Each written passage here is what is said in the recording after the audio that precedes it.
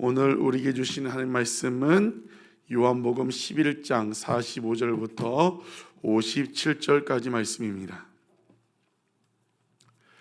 요한복음 11장 45절부터 57절까지 말씀,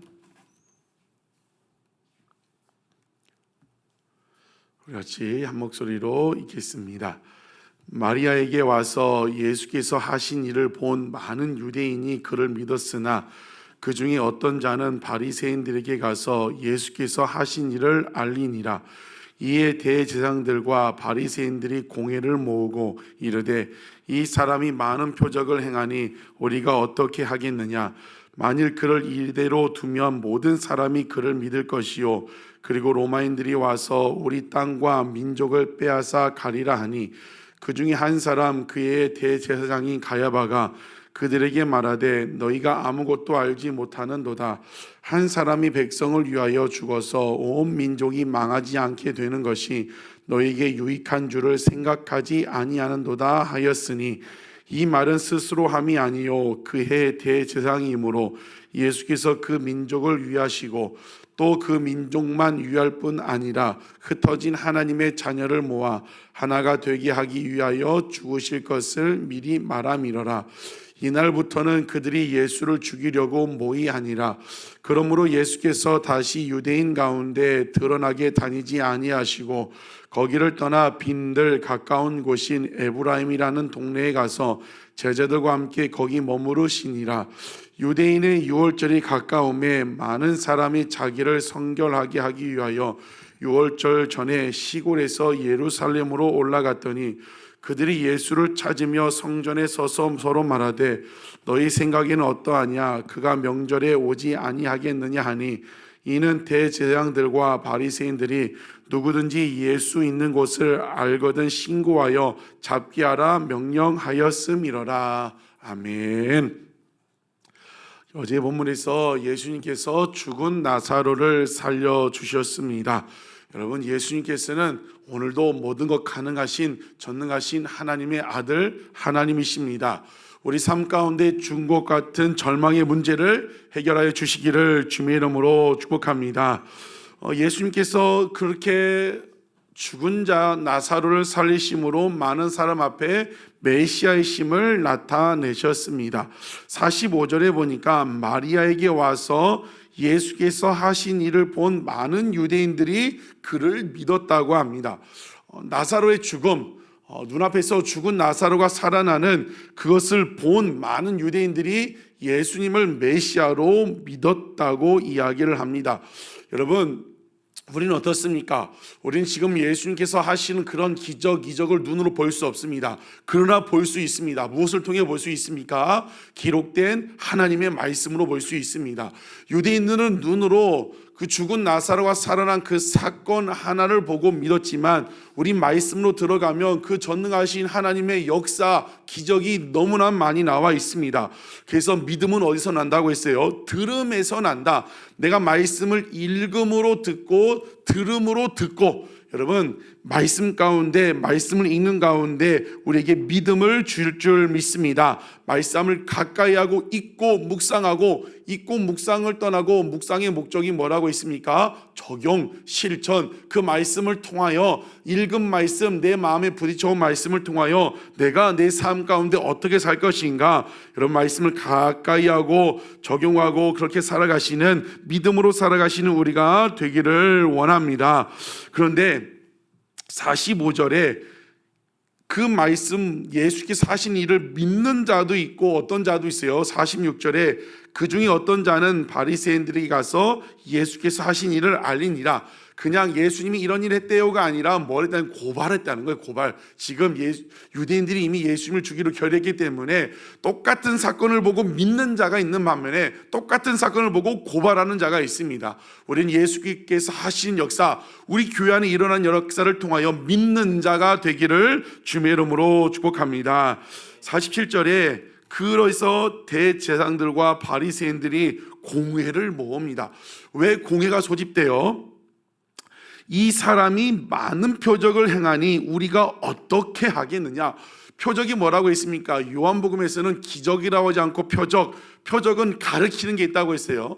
모든 그 기적을 통하여 예수 그리스도의 메시아심을 가르치는 거예요. 이 사람도 그 표적을 통하여 대제사장 바리새인들도 이제 알고 있어요. 예수님이 하나님의 아들 메시아심을 알아요. 그런데 뭐가 고민인 거예요? 이 사람이 많은 표적을 행하니 우리가 어떻게 하겠느냐? 뭘 어떻게 해요? 예수님을 믿으면 되는데 지금 왜 못 믿어요? 48절에 만일 그를 이대로 두면 모든 사람이 그를 믿을 것이다. 이상하죠? 대제사장, 하나님 앞에 예배 인도하는 최고의 지도자가 그 많은 사람들이 자기들도 지금 마음 가운데 알고 있는 예수를 메시아로 믿는 것 때문에 걱정하고 있어요. 왜 걱정합니까? 진짜 말은 뒤에 그리고 로마인들이 와서 우리 땅과 민족을 빼앗아 가리라 하라. 지금 이스라엘은 로마의 식민지죠. 그런데 진짜 로마가 와서 뭐 빼앗을 것을 걱정하는 것이 아니라 그렇게 예수가 메시아가 되고 그렇게 이제 지도자가 되면 로마가 그것을 와가지고 무엇을 빼앗길 것을 걱정하는 거예요. 자기의 기득권들, 자기의 명예 먹고 사는 그 자리, 그 빼앗길 것을 걱정을 하는 거예요. 심지어 그 마음 가운데는 지금 예수님이 메시아의 심을 아는 것도 아는데도 지금 자신들의 기득권 이익이 사라질까 봐 공해가 소집되고 있다는 것입니다. 여러분, 죄인의 특징, 악인의 특징이 뭔지 아십니까? 오직 내 이익을 위해 살아갑니다. 내 배가 신이라고 했죠. 너희들의 배가 신이다. 여러분, 죄인들의 특징입니다. 예배 드리는데도 어제도 우리가 비전파 아이들 예배했는데 그 양원석 목사님은 교회 다니는 목적이 진짜 예수를 위한 것이 아니라 헛되이 이상한 목적들이 많이 있다는 거죠.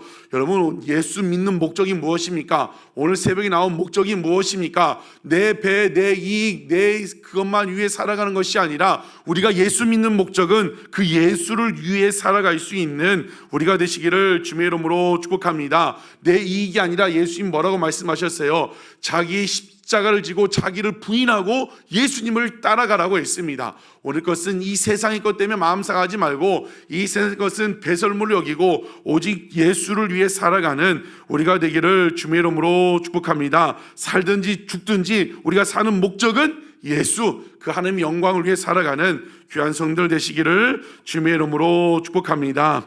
그러면서 49절에 그 중에 한 사람 대제사장이 그런 상황 가운데 이런 말을 합니다.